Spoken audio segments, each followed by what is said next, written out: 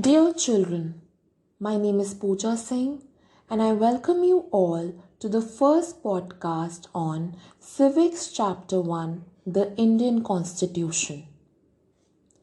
Have you ever wondered why we need a constitution? In this podcast, we will find an answer to this question. Today, most countries in the world have a constitution.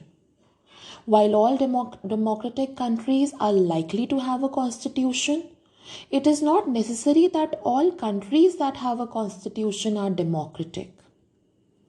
The constitution serves several purposes. First, it lays out certain ideals that form the basis of the kind of country that we as citizens aspire to live in. Or put another way, a constitution tells us what the fundamental nature of our society is. A country is usually made up of different communities of people who share certain beliefs but may not necessarily agree on all issues. A constitution helps serve as a set of rules and principles that all persons in a country can agree upon as the basis of the way in which they want the country to be governed. This includes not only the type of government, but also an agreement on certain ideals that they all believe the country should uphold. Let us try and understand what we mean by this through two contrasting situations in the recent history of Nepal, a country that borders India on the north. Until recently, Nepal was a monarchy. The previous constitution of Nepal, which had been adopted in 1990, reflected the fact that the final authority rested with the king. A people's movement in Nepal fought for several decades to establish democracy, and in 2006 they finally succeeded in putting an end to the powers of the king. The people had to write a new constitution to establish Nepal as a democracy. The reason that they did not want to continue with the previous constitution is because it did not reflect the ideals of the country that they want Nepal to be and that they have fought for. Nepal, by moving from a monarchy to a democratic government, needs to change all its constitutive rules in order to usher in a new society. This is why the people of Nepal adopted a new constitution for the country in 2015. The second important purpose of a constitution is to define the nature of a country's political system. For example, Nepal's earlier constitution stated that the country was to be ruled by the king and his council of ministers.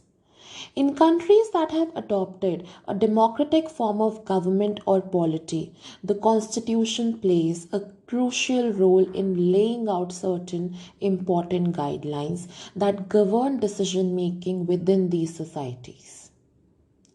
In a democracy, we choose our leaders so that they can exercise power responsibly on our behalf. However, there is always the possibility that these leaders might misuse their authority, and the Constitution usually provides safeguards against this. This misuse of authority can result in gross injustice. In democratic societies, the Constitution often lays down rules that guard against this misuse of authority by our political leaders. In the case of the Indian Constitution, many of these laws are contained in the section on fundamental rights. The Indian Constitution guarantees the right to equality to all persons and says that no citizen can be discriminated against on grounds of religion, race, caste, gender, and place of birth. The right to equality is one of the fundamental rights guaranteed by the Indian Constitution. Another important function that a constitution plays in a democracy is to ensure that a dominant group does not use its power against other, less powerful people or groups.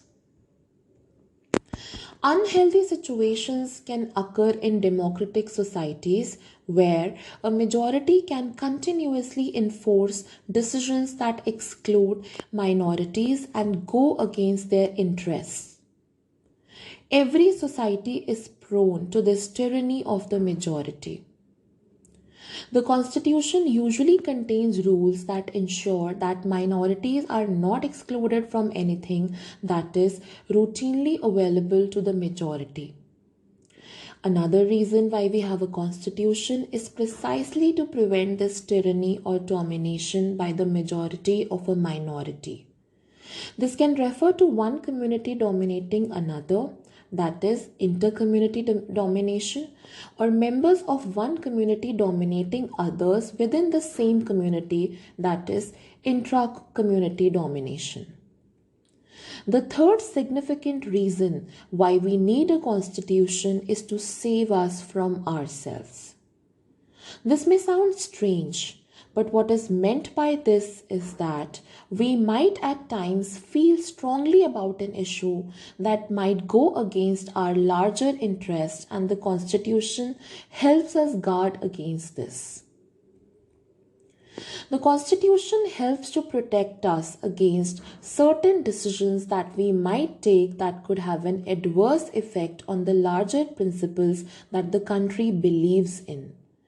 For example, it is possible that many people who live in a democracy might come to strongly feel that party politics has become so acrimonious that we need a strong dictator to set this right. Swept by this emotion, they may not realize that in the long run, dictatorial rule goes against all their interests. A good constitution does not allow these whims to change its basic structure. It does not allow for the easy overthrow of provisions that guarantee rights of citizens and protect their freedom. The Constitution thus plays a very important role in democratic societies. That's all. In the next podcast, we would assess the key features of the Indian Constitution. Thank you.